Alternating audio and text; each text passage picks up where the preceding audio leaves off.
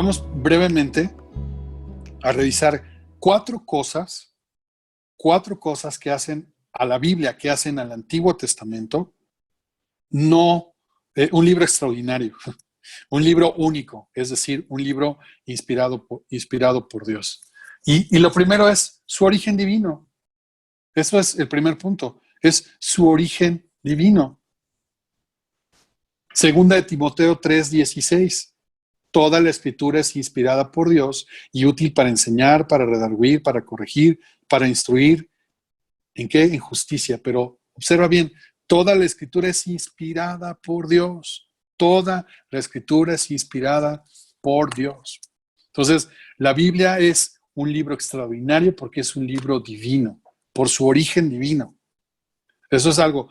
La Biblia no es un libro común y me voy a adelantar porque también es un libro humano. Es un libro humano, 100% divino, pero es un libro 100% humano. En un periodo de 1500 años, es algo asombroso. A través de 50 personas, 51, no sé, 50 y tantas personas aproximadamente, que escribieron en un periodo de 1500 años, en diferentes épocas, de diferentes profesiones, escribieron el Antiguo Testamento y no se contradicen, sino se apoyan. Eso es lo maravilloso. Y cada uno de esos libros tiene y está unido y tiene un sentido y explica algo dentro del plan de salvación, de redención de Dios por la humanidad. Por eso la Biblia no es un libro común, es un libro único por su origen divino. Ya decía ahí, segunda de Timoteo 3:16, pero fíjate cómo dice Segundo de Reyes 17. Segundo de Reyes 17, versos 13 y 14. Dice, Segundo de Reyes 17, 13 y 14. Jehová amonestó entonces a Israel y a Judá por medio de todos los profetas y de todos los videntes, diciendo, volveos de vuestros malos caminos. Hasta ahí voy a leer. Fíjate bien cómo el propio texto del Antiguo Testamento reconoce que es Dios quien está hablando a través de quién, de los profetas. ¿De cuáles profetas? Bueno, pues de los profetas que hablan los libros de Reyes y Crónicas, pero de los profetas que encontramos en el Antiguo Testamento, los profetas mayores que se les llaman Isaías, Jeremías, Ezequiel, y de los 12 que son esos 12 profetas menores. No es que sean chaparritos o que sean de menor jerarquía, sino que su extensión de la profecía es menor, por eso se llaman profetas menores. Es decir, el propio texto está reconociendo el origen divino de estos mensajes, de estos mensajes que daban los profetas, que los profetas estaban hablando de parte de Dios. Ahí en el libro del profeta Jeremías 1, creo que es el profeta y es el personaje en el Antiguo Testamento que más claramente está consciente de que su mensaje viene de Dios, que su mensaje es Dios mismo. Es ahí, mira, no lo tengo anotado, pero me acordé ahorita de este pasaje, Jeremías, porque he estado leyendo Jeremías y estamos preparando una clase de Jeremías para el instituto. Entonces me vino ahorita a la mente Jeremías 1 y dice verso Jeremías 1:4, vino pues palabra de Jehová a mí diciendo, fíjate cómo dice, y luego dice verso 7, y me dijo Jehová, y luego verso 9, estoy en Jeremías 1, y extendió Jehová su mano y tocó mi boca, y me dijo Jehová, he aquí he puesto mis palabras en tu boca. Creo que Jeremías es el ejemplo de ese profeta que está plenamente consciente de que lo que está diciendo es un mensaje de Dios. No solo eso, sino que la palabra de Dios se le presentó. No me preguntes qué significa eso, porque tengo semanas meditando en eso y no encuentro para dónde. ¿Cómo que vino la palabra, no? O sea, vino así, en un libro, le llegó un mensaje, le llegó un tweet, ¿cómo? ¿Qué es eso? Bueno, así, es decir, por su origen divino, es la Biblia un libro extraordinario. Segunda de Pedro 1, 20 y 21. Segunda de Pedro 1, 20 y 21. Dice, entendiendo primero esto, que ninguna profecía de la Escritura, y me detengo para otra vez insistirte, Pedro está pensando en las profecías del Antiguo Testamento. Ninguna profecía de la Escritura es de interpretación privada, porque nunca la profecía fue traída por voluntad humana, sino que los santos hombres de Dios hablaron siendo inspirados por el Espíritu Santo. Número 2, por su autoridad. Por su autoridad.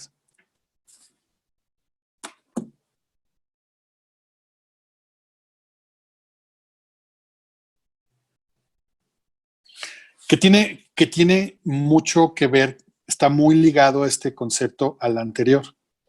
Si reconocemos que la Biblia tiene un origen divino, entonces al venir de parte de Dios tiene autoridad. Es decir, cada uno de estos escritos que conforman, me refiero ahorita en esta clase, al Antiguo Testamento, son libros a los que se les ha reconocido su origen divino y tener autoridad de parte de Dios para enseñar.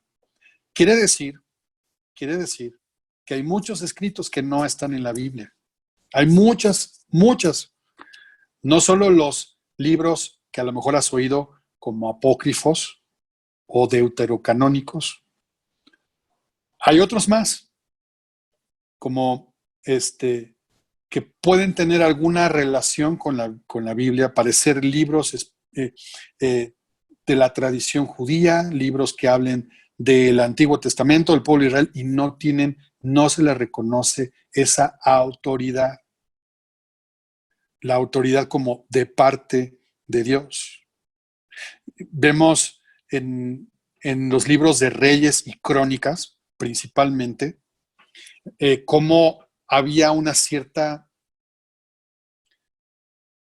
respeto a la ley, a la forma, o sea, al documento, al rollo escrito donde estaba contenida la ley. Le daban autoridad, le reconocían autoridad porque reconocían que Dios había hablado. Podemos ver también en el libro de Nehemías cómo cuando el pueblo de Israel regresa del exilio en Babilonia, bueno, hay toda una conmoción ahí en Nehemías 8 cuando vuelven a escuchar, vuelven a mirar los rollos de la ley y viene eso que reconocimiento de esa autoridad, de esa mensaje que no es un mensaje que viene de cualquiera, sino viene de quién, de parte de Dios, y es un mensaje que tiene autoridad porque también, como leíamos hace rato en Timoteo, tiene que, por su propósito, la misión de enseñar, redarguir, instruir en justicia, ¿no? La Biblia no es nada más un libro de buenas enseñanzas morales, sino es un libro que contiene, que nos enseña cosas, pero que pretende transformar nuestra vida. Yo sé que hay muchos libros, y a lo mejor has leído muchos libros que han cambiado tu manera de pensar, que te han hecho ver la vida de otro modo. Bueno, la lectura tiene ese potencial, pero ningún libro humano tiene el potencial, la capacidad transformadora como lo tiene la Biblia. El propósito de la escritura es transformarnos. Y ahí está el Salmo 19. Salmo 19. Y vamos a ver ahí cómo el salmista entiende que Dios habla. Salmo 19, no lo vamos a leer todo, pero el salmista sabe que Dios habla. Y el salmista sabe que Dios habla a través de la creación. Los cielos cuentan la gloria de Dios y el firmamento anuncia la obra de tus manos, ¿no? Y dice un día emite palabra y otro día, y empieza el salmista a describir cómo la creación misma habla de Dios. Pero luego este salmista que se ha encontrado con la ley de Dios, que conoce los mandatos de Dios, que sabe que la voluntad de Dios no solo está en los cielos, sino está contenida y está en el arca del pacto. Y el arca del pacto está en el tabernáculo, en el campamento que habita dentro del pueblo de Israel, o después en alguna etapa de la historia en el templo que construye Salomón. Entonces él dice, pero ahí está tu ley, ahí están tus testimonios, y cada uno de esas atributos que reconoce el salmista en el Salmo 19 nos lleva a entender que la palabra de Dios tiene un propósito transformador. De nada sirve reconocer un origen divino, de nada nos sirve decir, no, pues sí tiene poder, saber que el propósito es transformador, si no lo creemos, si no lo aceptamos. Salmo 19, verso 7 en adelante, y solamente voy a leer, dice, la ley de Jehová es perfecta, el testimonio de Jehová es fiel, los mandamientos de Jehová son rectos, el precepto de Jehová es puro, el temor de Jehová es limpio, los juicios de Jehová son verdad. Y al lado de eso está, convierte el alma, hace sabio al sencillo, alegra el corazón, alumbra a los ojos. Habla de un proceso transformador. Entonces, nosotros no venimos hoy solamente a saber del Antiguo Testamento, sino porque al saber del Antiguo Testamento conocemos más a Dios, y al conocer más a Dios podemos tener nosotros ¿qué? Transformación, no como obra de arte, sino porque la palabra de Dios va transformando nuestra mente, y en consecuencia, al transformar nuestra mente, nosotros podemos comenzar a tomar decisiones que nos lleven por otro camino, por el camino ¿qué? Por el camino de Dios, ¿no? La Biblia está ahora, para nosotros, el Antiguo Testamento. Yo digo Biblia, pero estoy refiriéndome específicamente en esta clase al Antiguo Testamento. Tiene como propósito nuestro crecimiento espiritual y madurez espiritual. Y ahí tienes otro pasaje precioso del Antiguo Testamento, el Salmo 1. Salmo 1 no es otra cosa más que el reconocimiento de lo que hace la palabra de Dios, que produce ¿qué? Bendición, dicha, transformación, ¿no? O sea, y que nos dice que hagamos ¿qué? Que nos centremos en la ley, que nos centremos en la palabra de Dios, que meditemos en ella. Así que no es un libro común, no, por su origen divino, por su autoridad, por su propósito. Y número 4, porque es suficiente. Y ahorita vamos, es muy importante este concepto, por su suficiencia.